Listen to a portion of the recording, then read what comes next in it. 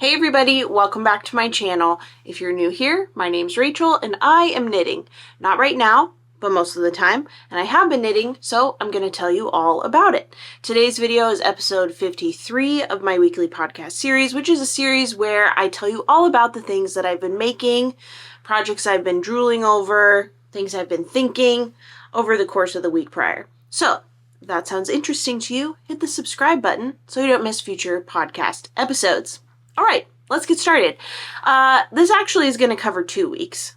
The 2 weeks prior for this one because I feel like I just always have a reason. I mean, that's true. Things happen for a reason, even if it's not filming a podcast. The reason why I didn't have an episode last week is because I was so overstimulated by the mess of my craft room and just the general disorganization of my earthly possessions. Coming back from a month in Scotland and a little bit in Paris, it was just like I needed a reset, and I'm proud to say my craft room is immaculate. I went through every single thing in this room and I cleaned it so beautifully. It also led to a multi-day rampage throughout the rest of my home. Nothing was safe. DJ and I took like 2 carloads full to Goodwill, and we're not done. There's more earthly possessions that we no longer want to possess in our home. Let me tell you, it's really hard to fit all of the treasures you have in one box, even if that one box is your entire house. But we're working on it, and I must say also, I'm the problem. If it's between me and DJ cluttering up the house, I'm the problem child. It's me, it's my fault. Hi, I'm the problem, it's me, etc. But we're making really great strides. Particularly, I'm making really great strides to declutter and to kind of calm the chaos.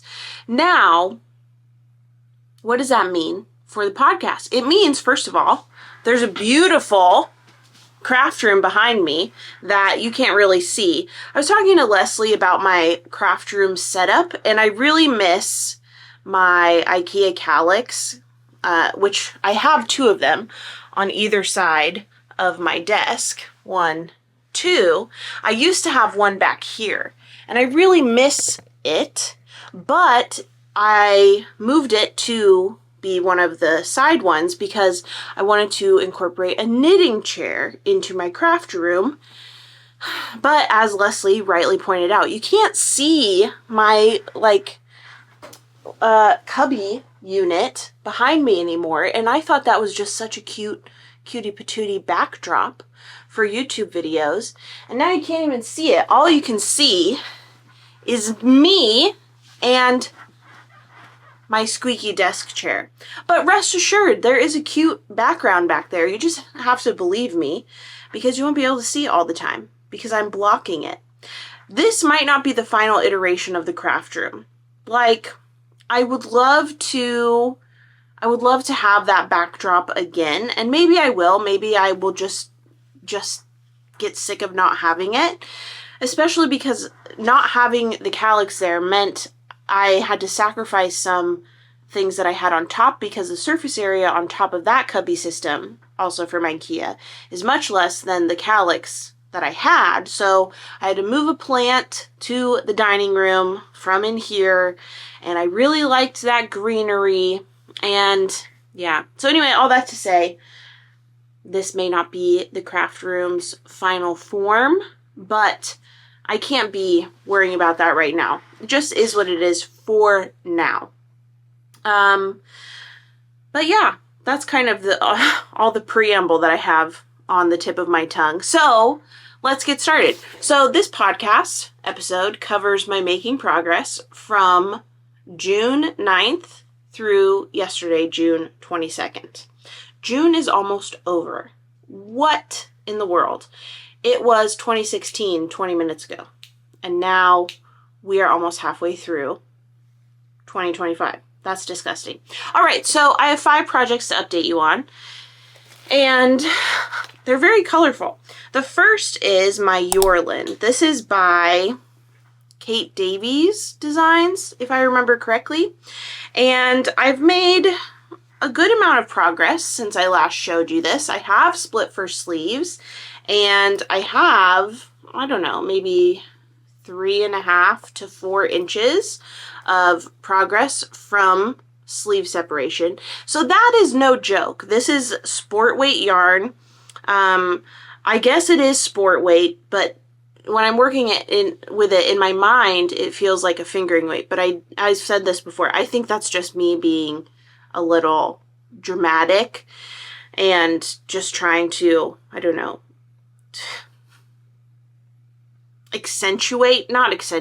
emphasize my suffering.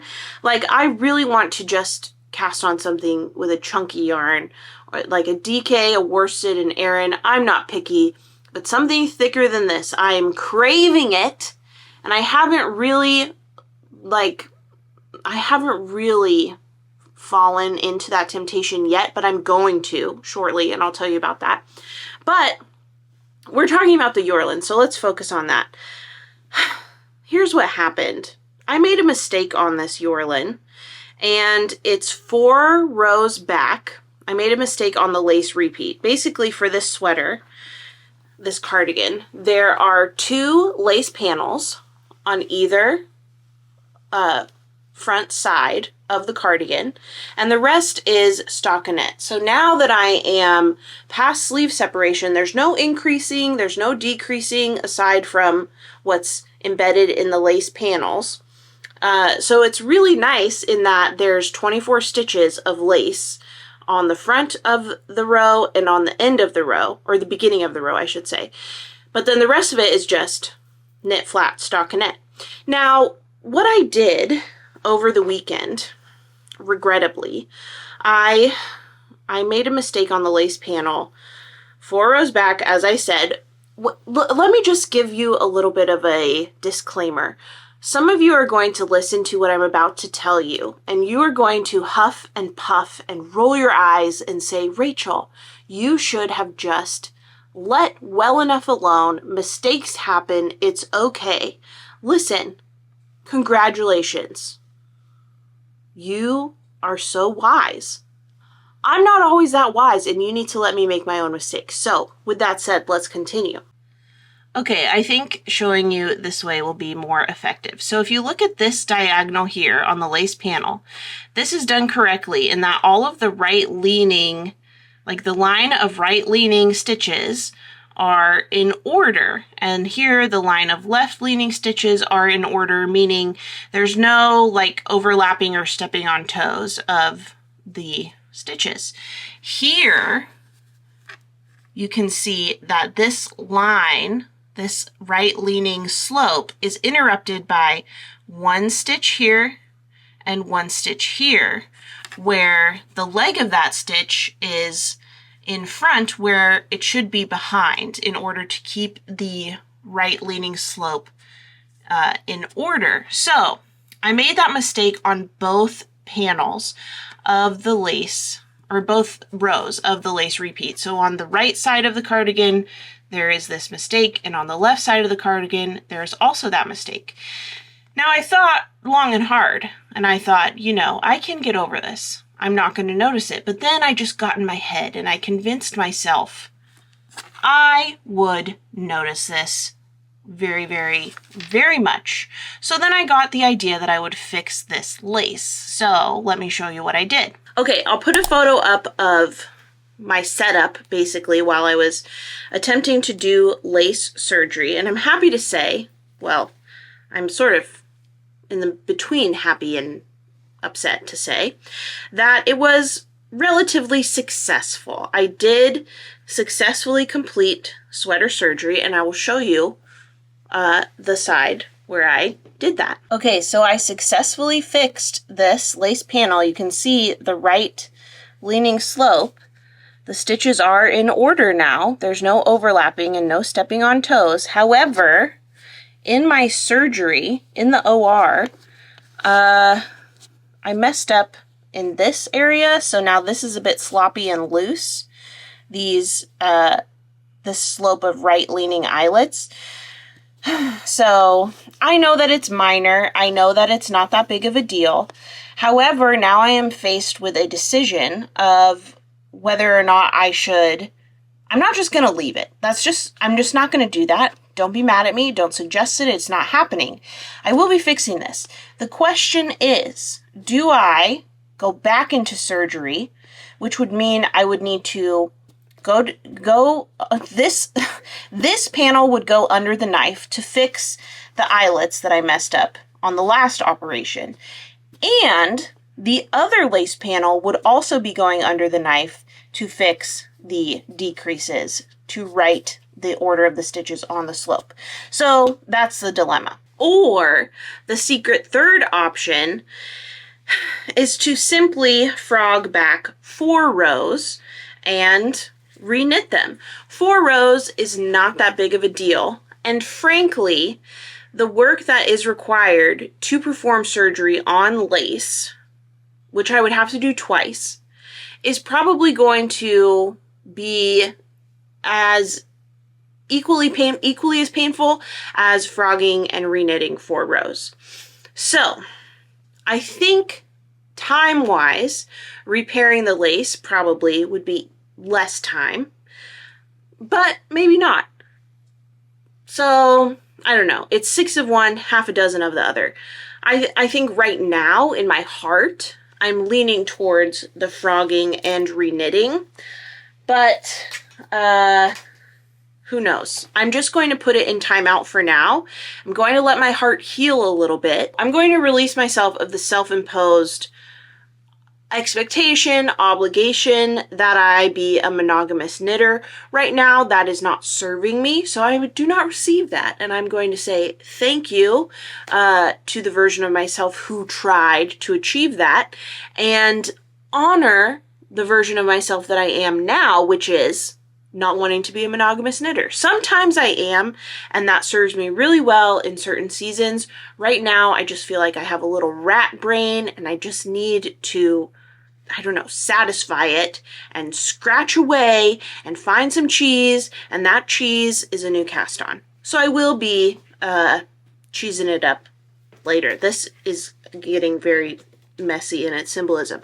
All right, so that's the update on the Yorlin. The next project that I have to update you on is actually 3 projects. Let me grab them from my project bag storage facility, which is on my doorknob of my craft room closet. I have this, I forget what it's called, but it's from Lemonwood, and it's like a little hook that hangs on a doorknob, or I guess you could hang it from a closet rack or something. But anyway, those are all my projects. They're not all active. Like, for instance, one of the bags is my Straya. That doesn't matter. I'll be right back. All right, here it is. This is a project bag that my friend Nancy made for me. Nancy, I don't know if you watch my YouTube or not, but hi, if you do watch. Thank you so much for this bag. Nancy was on Scotland too, and she made, with her hands, these Highland cow bags, one for me and one for my mom, and there were goodies in there like stickers and some Katrinkles stuff. It was just a really thoughtful gift. So thank you so much, Nancy. It's now being used to house my chicken parts. Don't worry, not real chickens. That would be quite messy and not what this bag was meant for. So in my chicken bag, my cow bag with chicken parts, let me just show you. So when I was going through my craft room, nothing was safe. I was unraveling swatches I didn't need anymore. I was getting scraps and putting it in Ziploc bags, organizing basically my yarn discard that I'm saving to send to Hedgehog Fibers. I always say I'm going to do this, but then I pack too many things and I don't have room for it. But I'm really hoping that this October I make good on the promise to myself to bring scraps of yarn with me to Ireland, so when I get to Dublin, I can mail them to Hedgehog Fibers in Cork, and then I can receive via email a discount code, because the Hedgehog Fibers has a recycling program where you can send them your unwanted yarn, whether it's scraps or skeins, and they will turn it into Hedgehog Tweedy, which is this tweedy yarn, but the tweed is just random rainbow nips, and they come from scraps that people send them. So I would like to make a Midland cardigan in tweedy yarn, but the most ideal way to do that would be with the yarn being 30% off. So if you send a kilogram worth of yarn, you get 30% off. And there's different weight thresholds, like you can get 10%. I don't remember if it's 15 or 20, but anyway, I will send the maximum amount. What was I saying? Oh yeah, chickens. So I had some like little scrap balls that were more than just like the extra yarn from cutting off after weaving in ends. They were little leftovers. And I thought, hey, I'll add these to my hedgehog bag. But then I thought, what if I just, made a chicken instead? So I started making chickens. I made this one first. There's the body. Here's the bottom. You see, this is very scrappy. And then this, hard to tell, but this is the wattle and comb. This might be for a different chicken. No, anyway, they're all parts in the same bag. So there's parts for one chicken, and then I kept going, and I made this like, I don't know, kind of pastel-y chicken. So there's the body and the bottom piece of the chicken, and the wattle and the comb. And then last night I started the third chicken. This is with leftovers from one of the Row 1 yarn subscriptions, which I'll show you why I have leftovers next. But I'm just making chicken parts with scraps, and you may be wondering, Rachel, why are you just assembling the scraps and not sewing them together? Like, why are you just collecting a bunch of scraps? Well, because I'm not an idiot is why. And I know myself, and I know that once I finish a chicken and I seam it up, the seaming will be enough to break my heart and break my spirit to the point where I will not want to knit another chicken for a long, long time. So I figured I would batch the chickens, and I would make as many as I could stand and then just not assemble them yet. And then when I am done knitting them, I've reached a point where I'm done with chickens for a little while, I'll seam them all up, and then I'll have a bunch of chickens. Isn't that so smart? Henry Ford would be proud of this assembly line, I feel. Also, I feel like Henry Ford probably was not a good guy. I don't really know, but I just kind of, I'd be willing to bet. Anyway, so those are some projects I've been working on, some chickens. Also, fun fact, Annette Corsino, the inventor of the emotional support chicken, was on the first Scotland tour last month. Very, very cool. I felt like I was, I don't know, celebrity sighting. I couldn't believe it. Annette Corsino on my tour. It was so cool. So it's fun to be making an emotional support chicken, or several, after having met the mother of all emotional support chickens. Very, very cool. So now let me show you the Row 1 project.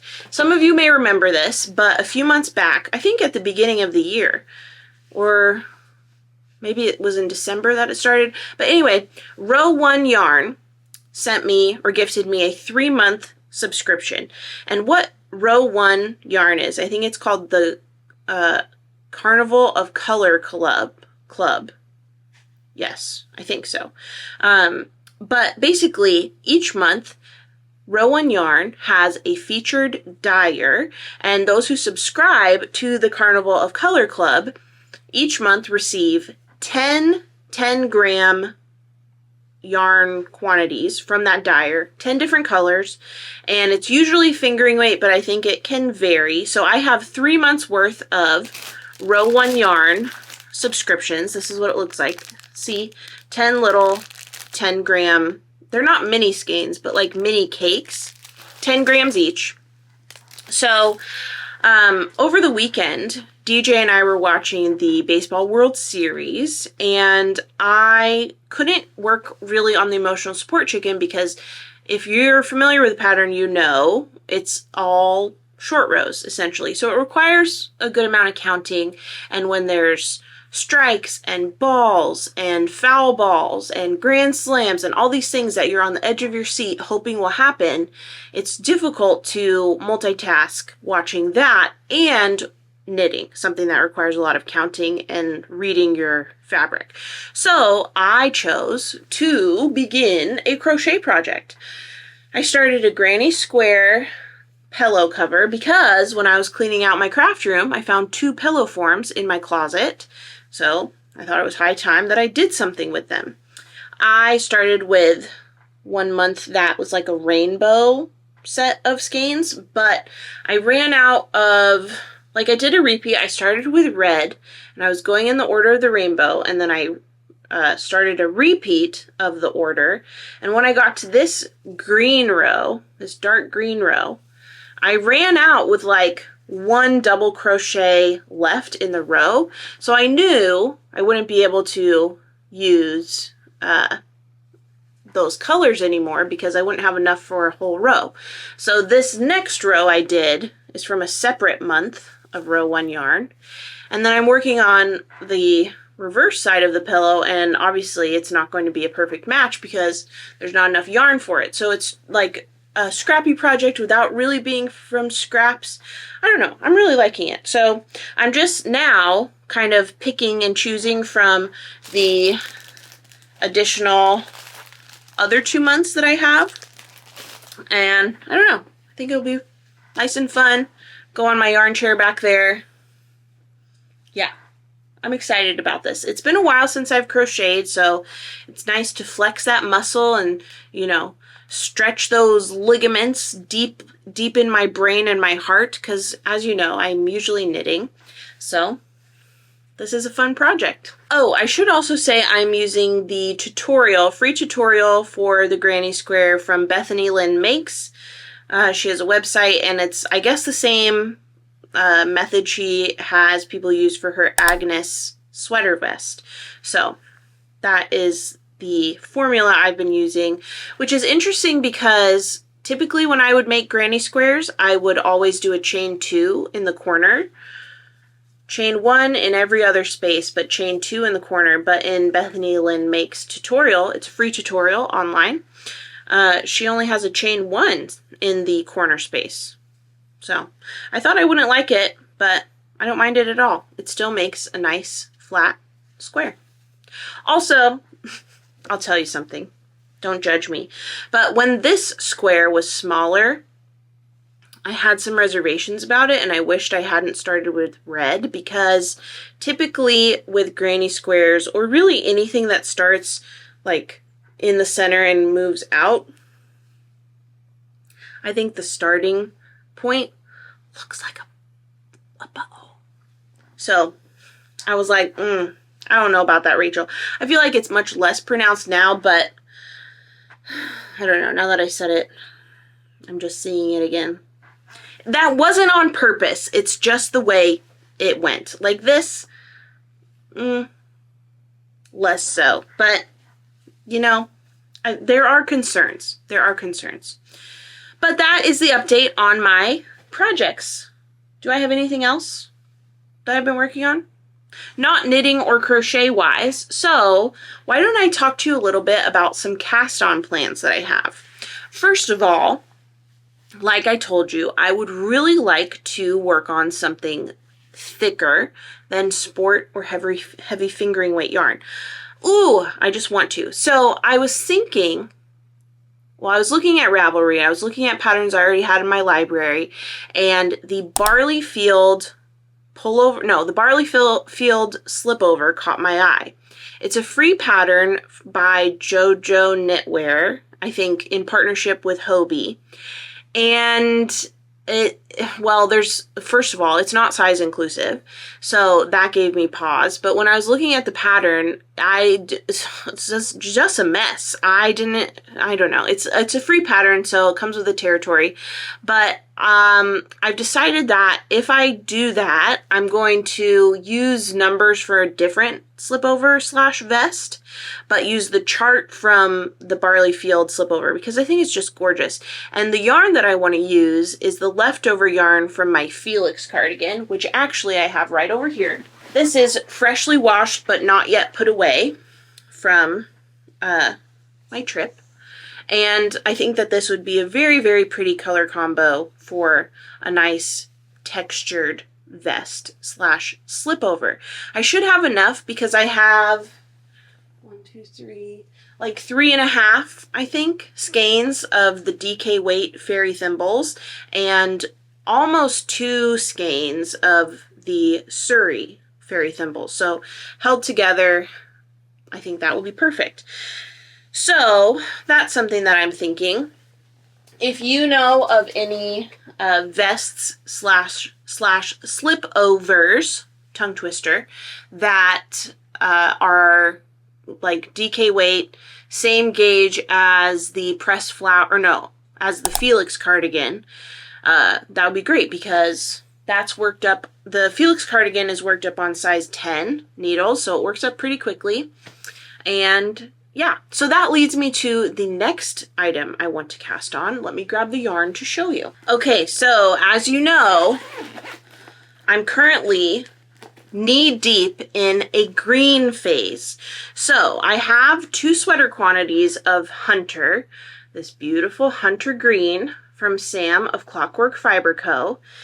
And this past week and a half, I got 3 skeins of this green on Chime Surrey. It's called green number 2, so I think it was a test maybe for Hunter because they're very similar. The Surrey is darker, which I really, really like because there have been some greens lately that from different dyers and different collections that I've really, really loved, but like on the lace, it was lighter and I wanted darker lace. So this really fit the bill for me. So I got 3 skeins of this dark green, and I was thinking this would be a very, very beautiful Felix cardigan. I loved wearing my Felix cardigan in Scotland. I didn't get to wear it as much as I had wanted because it was so hot most of the time I was there. But when I did get to wear it, I really enjoyed it. The thickness of the fabric is really lovely.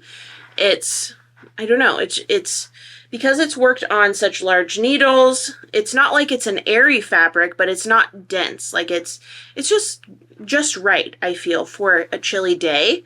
So this actually looks so cute with this dress. What do you think of this purple and this green? Does it work, or am I just stupid? But certainly a green version with this dress, woo! I'd be unstoppable. So I do want to cast that on. In fact, maybe I'll cast it on today. Who knows? If you haven't made the Felix cardigan, I encourage you to consider it because this is one of my favorite things to find in a pattern. So far, I have just a very short list. Off the top of my head, I can only think of the ranunculus right now. That is the same. But what it is that I like is all the sizes start the same, which means you don't really need to swatch. The project is your swatch. The cast on numbers are the same. For the Felix cardigan, the size is determined basically by how many repeats of these eyelets that you do, which essentially are also your raglan increases. So you would just do these raglan eyelets until it's the size you want, and then you split for sleeves and you knit the body. So I want to knit another one, and it works up quite quickly due to the large needles you're knitting it with, and it's just a good time. Now, I did a lot of modifications on my purple Felix. I have all the details on the modifications I did on Ravelry, and I will do the modifications again for the green version. Basically, I'll knit another another cardigan 1-for-1 because this just turned out so perfectly. It was so hard fought, and I'm just going to revel in it and make another one. Another cast on plan I have kicking around my brain. I need to make a hat for John for Ireland. October is going to be here before I know it. Also, I was thinking it would be fun to, well, I guess I shouldn't say that because it's related to the holidays. Shh. You just have to wait and see. I'll have to wait and see if it happens, because it might not. All right, so the next section is acquisitions, and I already showed you the green from Clockwork Fiber Co. I got 3 skeins. Woo! And lastly, well, I guess not lastly, but next is my spin diary. I finished my braid of Cairo from Treehouse Knits. This is on her silky camelid merino base, which is a blend of merino, brown alpaca, mulberry silk, and camel. And I spun it up. It looks really, really good on the bobbin in this lighting. I have the second braid of this spin currently on my wheel. I'm plying this with Egypt, Cairo in Egypt. It's like it's meant to be. So let me show you what it looks like on my bobbin. Here it is. Doesn't that just look beautiful? I'm hoping that it will blend well. I'm kind of nervous about it because I learned with a previous spin, this one actually, this brown, pink, and purple from Little Fiber Co. right here, that I don't really love candy striping or barber pulling. So I'm hoping that this spin has enough variance. Like there's some dark brown parts, there's blue parts, there's dark like purplish, reddish, pink parts. So I'm hoping those mix well with the blue and it doesn't look totally barber pole candy stripe the whole way through. We'll see. It'll be a learning experience. If not, nothing is wasted, but I am hoping that it's a little bit more blended. But that's what's on my wheel right now, what I'm working on. I'm hoping to finish it in the month of June, so it will be my June spin. I'm on this kick now. Leslie is trying to do a spin a month, so I want to do that too. I've been influenced, so I'm sure I can finish that before the end of the month, although it is sneaking up on us pretty quickly. Other spins on the horizon, I don't know. I have some fiber from Long Dog Yarn that's actually out for delivery today that I may want to spin up. I've got a lot of fiber, a lot of fiber, and it's all beautiful, and I just have to go where my heart tells me to go when I'm ready for the next spin. But that's the spin diary, which leaves us with only one section left of this podcast, which is announcements. I have a couple announcements. Number one, there are only a few spots left on the Knit the Wild Atlantic Way knitting tour. This takes place from May 11th through 20th of 2026, next year. Oh my gosh, it's going to be incredible. When I was in Scotland this last month, when we looked out the window, there were so many baby lambs whenever we would pass the fields on our way from point A to point B. And we didn't really have any sheep farms on the itineraries in Scotland, but it made me so excited for next year because we are going to a sheep farm on the Knit the Wild Atlantic Way tour. Actually, 2 sheep farms. We'll be at Crafts of Ireland with Sandra Coote, and then we'll also go to Glenshare or Glenshane. I get it mixed up in my mind. I think it's Glenshane County Farm. And we'll have a shepherding experience there. And it will be during lambing season, so I'm really, really hoping that we get to hold a baby lamb. My fingers are crossed. At least, hopefully be able to see it up close and not just through the coach window. So a few spots left, but not many at all. So if you want to go on that tour, don't wait. And then the second thing, which is a very exciting announcement, I haven't even posted this to Instagram yet. I've told all of my established tour participants, and I've told my email list because they always get first dibs to sign up for a tour. But I'm going to tell you, YouTube, before I tell Instagram, there's another Copenhagen tour that's currently open for signups. Woo! So, okay, in April, I opened up signups for 2026 tours, and there were a few responses. First of all, the Copenhagen tour that I offered sold out in 3 days. That was nuts. That's a new record. So, it was only right for me to add another Copenhagen tour, which is actually going to be a prequel. So, from September 1st through 8th, there is another Copenhagen tour you can sign up for. There's room for you. It's about halfway full right now. I anticipate it's going to fill up lickety-split, so probably, let's see, this is going to go up on YouTube on Tuesday.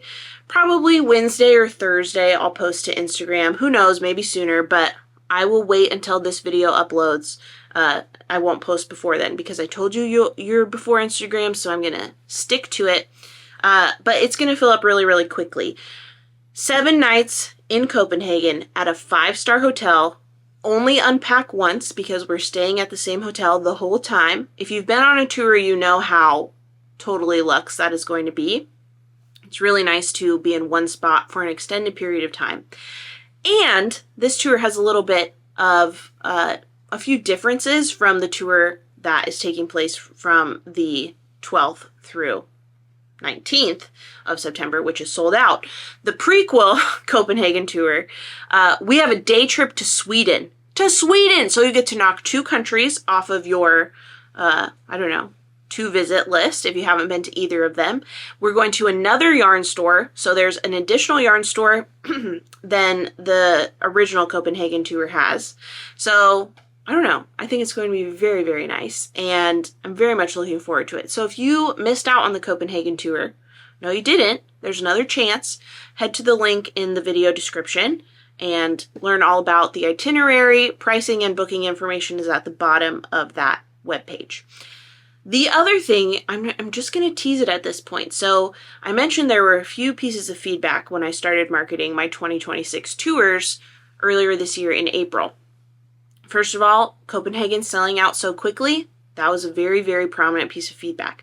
Second piece of feedback was some people a little disappointed that I wasn't offering my original Ireland knitting tour. Usually takes place in October. Best experience of my life.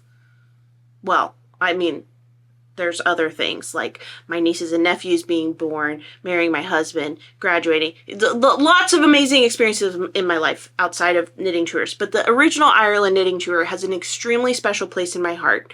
And there was some disappointment. People were waiting for that tour and basically having October set aside. I don't know, stay tuned. Maybe sign up for my email list if you haven't already done so, because that, may or may not be announced soon. It will be. So excited. So really, really good things in store for 2026. And I'm just so excited to share it with all of you. So excited. It's going to be a great year. So that's it. Do I have any other announcements? I don't believe so. I've got laundry going that I need to see to, so I'm going to go ahead and end it here. I hope you're having a great day. I hope whatever project you're working on is bringing you joy, not turmoil. There is enough turmoil in the world. Oh my God. We're not going to get into it because today I just want this to be a reprieve. So I hope that you are reprieved. I hope you're doing well. I hope you're safe, healthy, and happy. And I hope you experience joy today, whether it's from your crafting or the people you're surrounding yourself with or the book you're reading or whatever. I'm listening to Anne of Green Gables for the first time. I've never read the book before. I've just been, raised on the Megan Follows adaptation, the only adaptation that matters. So I'm really loving the book. It's so cute. So cute. Yeah. Anyway, I hope that you're okay and you're happy, and if not, that you're able to take steps to achieve some happiness today, because I care about you and I want you to feel joy. All right, so that's it for this video. Give it a thumbs up if you liked it. Subscribe to my channel if you don't already. And last but not least, head over to Instagram, Facebook, and TikTok if you want, and follow me at Rachel is Knitting. All right, that's it. Thanks for watching, and I'll see you later.